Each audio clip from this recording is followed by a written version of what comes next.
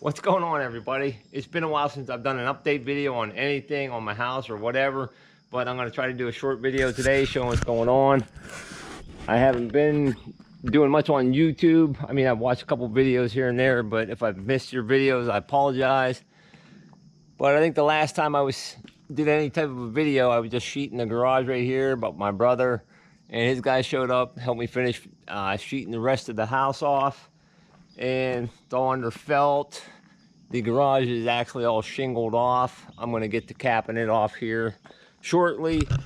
This is a type of ridge vent that gets capped over top. They come with all the nails right in the ridge vent. It's a pretty slick system, really. All the nails are there. You just nail it down through here in these holes right here to fasten the actual plastic ridge vent on. And then these are specialty cap shingles right here. They're perforated, and if you're in a high speed thing, you can just rip them real fast. But if you take a second and score them a little bit extra, yeah, I'm trying to do this left-handed. Give them a little quick score here. They break a lot easier, and they keep the face a little bit nicer. Those things aren't cheap, that's for sure. I got a lot to do all over the place now, really. What else I got going on? Oh yeah, I got my stainless steel flue up through the roof. I don't know if I pointed that out up on the roof here. It's just framed in right now. It's sticking up there, all just wrapped up in some felt paper right now to keep it somewhat dry. And oh yeah, I got some fake stone that's going to wrap around there. Never used this before. We'll see how it's going to work. I think it's going to look pretty cool once it's up there and installed. Those pieces will just wrap right around the flue. You got the decking material here.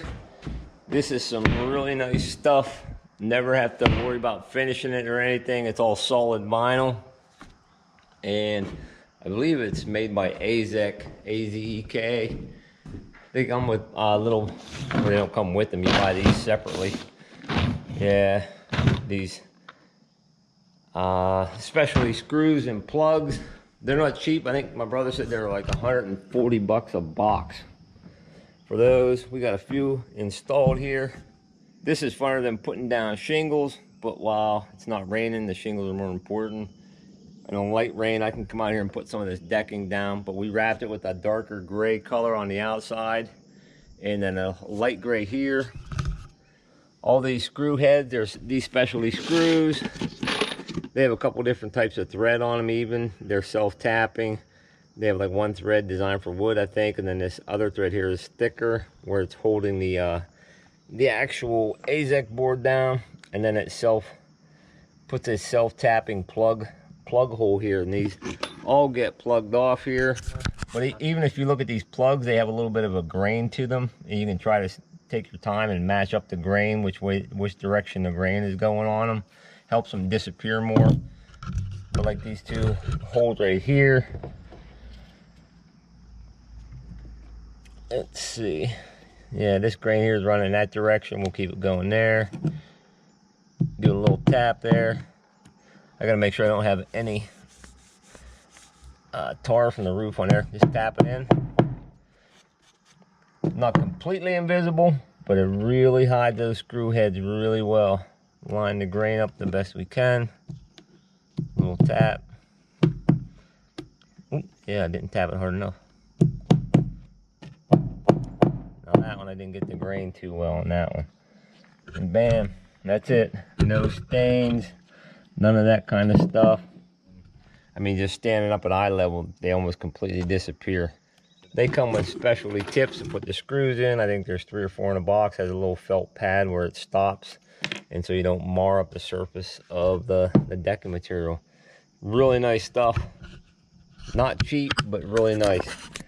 So I'm gonna get up on the roof and do what I can up there for today. Get that garage capped off, and maybe start another section of the roof.